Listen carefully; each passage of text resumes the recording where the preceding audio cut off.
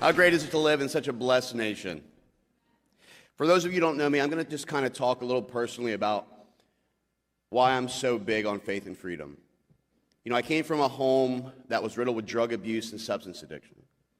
My father spent almost 32 years in prison. My mom spent almost 7.5 years in prison. I bounced house to house. I was lucky I had a cousin that was 6 months younger than me, so if I slept on the couch, his mom could take both of us to the same school. And when I was about 9 years old, my grandparents brought me in, originally as custodial guardians and then eventually adopted me. And they were a very simple family. My grandfather was a welder. He could MIG, TIG, heliarc, which is why I'm so big in destigmatizing that brick and mortar schools are better than our vocation, our tech, our trade, our certificate schools that built this nation. My grandmother was a stay-at-home mom and beautician. She had gone to cosmetology school, was an instructor for a while, but did hair for women on Sundays after church. You know, we didn't come from much.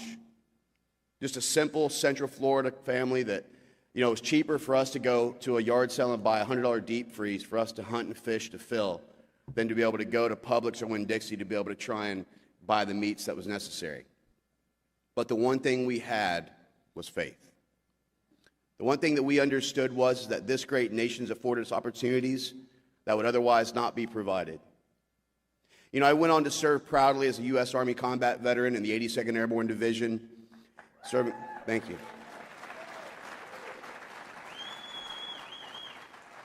Ended up being first in my family to graduate from college, to build businesses in the private sector, to be a geopolitical analyst, to serve in the first Trump administration as a Defense Business Board advisor to the Secretary of Defense.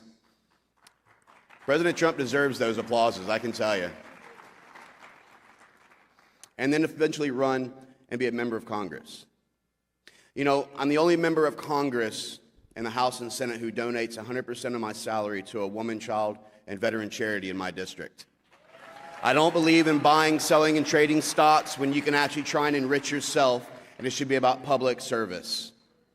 I believe that we should be looking out and protecting Americans, American interests, and the great United States of America before we try and achieve anything else.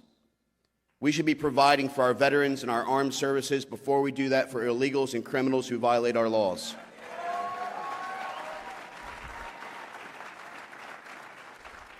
But more than anything, we need to be paying attention to the spiritual warfare that's been levied against us. That low-hanging dark cloud that you feel that rises high above District of Columbia. I can tell you right now that whether it was the idea of trying to implement critical race theory, CRT, to indoctrinate our children, whether it was to try and do environmental social governance and guidance, ESG, for our corporations, or whether it was to try and create division and divide our United States military with diversity, equity, inclusion, DEI, well, I'm here to tell you that we don't need CRT, ESG, or DEI. We need GOD back in our lives, back in our schools, back in our military, and back in the United States as one nation under God.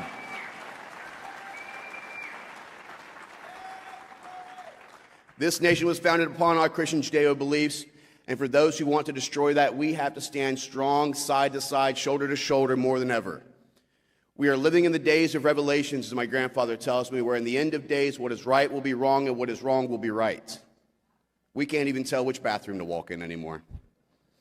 But I can tell you right now, whether you nip, tuck, whether you try and do surgeries, XX, XY chromosomes don't lie, marriage is between a man and a female. There is only one thing that a biological woman can do that no one else can, and we need to understand that this nation right here will continue to hold strong to our values, our conservative manners, we'll protect our children, we'll guarantee that we stay and remain one nation under God.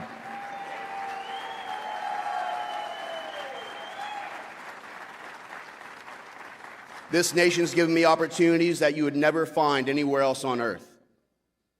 Between my time in the United States military with the State Department and with other government agencies, I've spent almost 7 years in Iraq, 3 years in Afghanistan. I've been to Kosovo, Pakistan, North Somalia. I was the first member of Congress to travel to Syria after the fall of the Assad regime. I conducted rescues, the first overland successful rescue of a woman and 3 children from Amarillo, Texas, out of Afghanistan in 2021. I was able to rescue 255 Americans out of Israel after October 7th incident in 2023. I was able to rescue 23 Americans and 59 mentally and physically disabled children out of Haiti in 2024. And if you think that I'm done, watch what I'm doing, because I'm just getting started.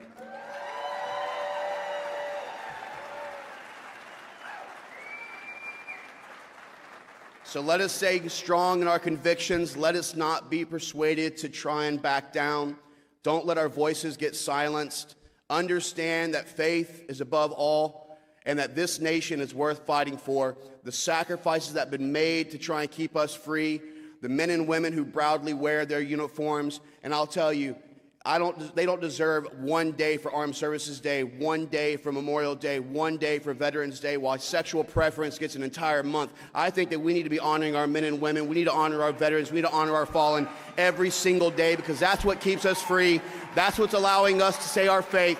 That's what allows us to be the proud Americans that we are. American exceptionalism is alive. Thank you so much. God bless you, and God bless the United States.